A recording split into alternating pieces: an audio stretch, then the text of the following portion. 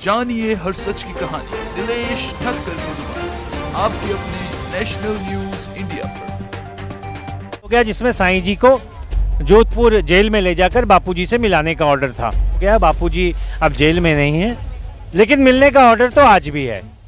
तो जैसी स्थिति वस्तु स्थिति होगी उस पर कोर्ट के समझ जाकर बापूजी और नारायण साईं जी को मिलाने की कानूनी प्रक्रिया चलेगी। नारायण साईं का जो मैं दो मैटर देख रहा था, जिसमें एक मैटर ओवर हो गया, जिसमें साईं जी को जोधपुर जेल में ले जाकर बापूजी से मिलाने का ऑर्डर था।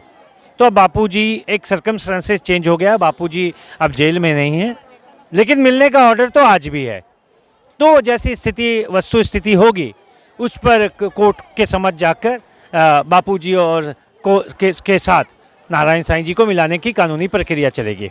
दूसरी रही बात एक वो केस जिसमें श्री नारायण साईं जी को पे एक केस पर एज एन एक्यूज बुलाया गया है, जो हत्या के कोशिश के आरोप का केस है, जिसपे वो पुलिस के द्वारा आरोपी नहीं बनाए गए थे।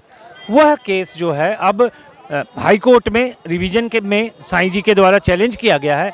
उस पर 1 तारीख को माननीय न्यायाधीश के यहाँ बहस हुई थी। उसके बाद 2 बार वो केस टेकअप नहीं हो पाया। पिछली बार भी समय अभाव के चलते जज साहब ने टेकअप नहीं किया क्योंकि समय कम था, और उससे पहले जो प्रोसिक्यूटर साहब हैं उन्होंने भी समय का अपने लिए अभाव बताया था।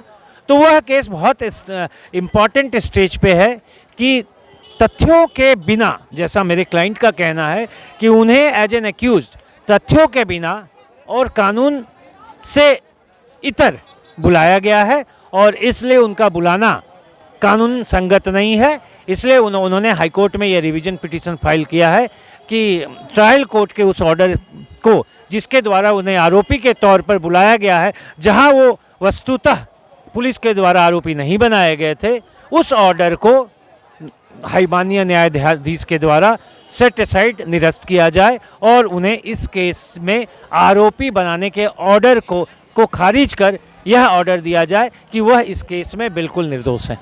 जानिए हर सच की कहानी दिनेश ठक्कर की जुबान आपके अपने नेशनल न्यूज इंडिया पर।